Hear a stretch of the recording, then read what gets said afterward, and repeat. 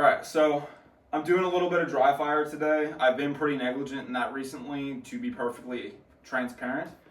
But this is really where you build skills as a firearms owner. So I'm going to go over some really basic drills that you can do to get better on your own at home. This is something that you can do every day. Especially if you're newer to guns or if you haven't practiced in a little bit, you can get really, really good pretty quickly just through dry fire. So how do I set up my dry fire space? I've got a little bit of a fancy setup here. I have my TA targets on my target stands, and I have some scaled USPSA targets up on the wall. But you don't need any of that. When I started dry firing, I literally would take a post-it note, put it up on the wall, maybe with a little mark on the middle, and you just need your pistol and a holster. And that's it. You don't need any of the tools that you probably, if you own guns, get in your Instagram feed. Some of those things can be helpful. I would recommend having a shot timer, especially when you reach a certain level, because that's going to keep you accountable for your actual performance. So that's something that I'm going to be using today, but absolutely not a necessity to start out. So what are you practicing if I just bought a gun and brought it home, or I'm just seriously getting into training? Well, the most important thing is going to be safety. So we need to make sure that we're following the firearm safety rules, even if we're using an empty gun or a gun with snap caps in, which we'll talk about those in just a second here. So I've set up my space so that there's nothing that I'm going to point the gun at that would cause an unsafe direction. So my backstop is the fireplace back here. It's hard. Pistol bullets would not go through that if I would even shoot a real bullet out of the gun, which we're not intending to, but accidents happen, okay? We have layers of safety rules for a reason. So I'm not pointing my gun at myself, not pointing my gun at anybody else, treating it as if it was a live gun that had real ammunition in it. I'm keeping my finger high and along the slide until I'm actually pointed at the target and ready to press the trigger. I'm going to follow my normal loading and unloading procedures, which we'll get to in just a second here, and I'm reholstering just as carefully and intentionally as if I was using a loaded gun.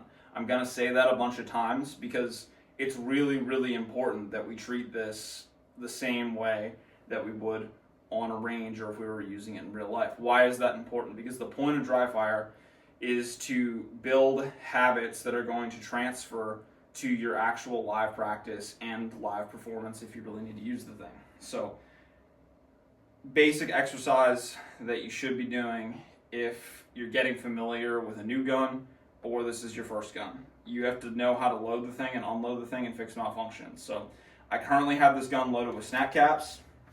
They are fake ammunition. It's not a real bullet. There's no powder in here, and I don't know if you can see that, but there's no primer. There's a little orange plastic piece where the primer would be on live ammunition. They don't make any noise. They don't explode, ignite, or expel a projectile. So the gun is loaded with these like it would be if it was loaded with live ammunition. So what you should do, go through your loading and unloading process. And I'm running everything from a holster today. If you don't have a holster, you could do this from a table, but as soon as you have a holster, I would recommend that you run all of your drills from a holster in your carry gear as you would actually carry the gun. So with all that out of the way, unloading the gun. Remove the magazine first, okay? Rack the slide, let the cartridge or snap cap fall to the ground. I'm going to say that again. Let the cartridge or snap cap fall to the ground. Don't try to do the fancy Instagram bullshit where you catch it out of the air.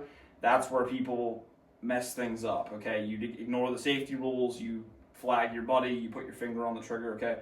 We're focusing on building good habits here. So you rack the slide, you let that cartridge go out of there, lock the slide open, check to make sure that the chamber and the magazine well are clear. What do I mean? Okay, so I'm looking in here, there's no cartridge in the chamber, there's no cartridge in the magazine well. Okay, the gun is empty. Okay, and I'll reholster. I've done videos on holster and unholster before. I'll probably do that again in a separate video later on. Okay, so the gun's unloaded. If I'm going to load it, I'm going to do the reverse of that process, and I'm going to add a couple of checks because just as important as making sure that the gun's unloaded, I need to make sure that it's loaded so it's ready if I need to use it. So I'm going to take my magazine again, snap caps. I already double checked all this before we started the video rolling. I'm going to take my magazine, firmly put it in there, okay? I tug to make sure that it's actually seated. Pull the slide the whole way back, let it go forward. I like to do a press check. This isn't a thing that you have to do. This is a thing that I like to do. I'm going to pull the slide back just a little bit so that I can see there's a cartridge in there, and hopefully you can see that. And I'm going to push forward on the back of the slide to make sure that the slide went the whole way forward. Okay, so what I just did there is I made absolutely sure that the gun is loaded. The magazine is seated and it's going to stay there. I know by sight that there's a cartridge in the chamber and that my slide is in battery. So long as I'm using a functioning firearm and functioning good ammunition, this thing will go bang when I press the trigger. It won't, because these are snap caps, okay, right? Like I said earlier, they're not gonna do anything if we press the trigger, and that's really important, especially if you're new to this whole thing. The snap caps allow you to function the gun as you would with live ammunition and not add any danger to this exercise doing it in your house, okay? And then I'm just gonna do that again. Remove the magazine. I'm gonna stow it here because I don't really want to drop the magazine right now. Pull the slide back and let it go. Let the cartridge drop to the floor. Lock the magazine open. Check, okay? Send the slide forward, reholster, put it back on the table. Notice what I did not do at the end there. I didn't press the trigger after I sent the slide forward, okay? That is something that you will have to do if you go shoot most standard competitions following regular rules. That's a range safety thing, okay? I don't teach that for the particular purpose of I have actually been present in person to a person following that procedure. They didn't understand it properly and they discharged a gun in a public space, okay? So I'm not going to train that habit in when I'm training this, because everything that I'm doing here is to support using the gun in a self-defense mindset. Like, I want to set everything up so that I keep myself and other people safe in the course of me handling the gun, because that's the whole reason why we purchase firearms in the first place, right? To keep ourselves and our family safe, okay? So I think we're gonna cut this one here, and that, again, that's something that you can do every day to familiarize yourself with your gun till you can do that without even thinking about it, okay? You should always keep your brain turned on. You should always be focused on what you're doing, but we wanna get to the point where you don't have to think about those steps so that we can focus on some of the other stuff that we're talking about to improve our performance.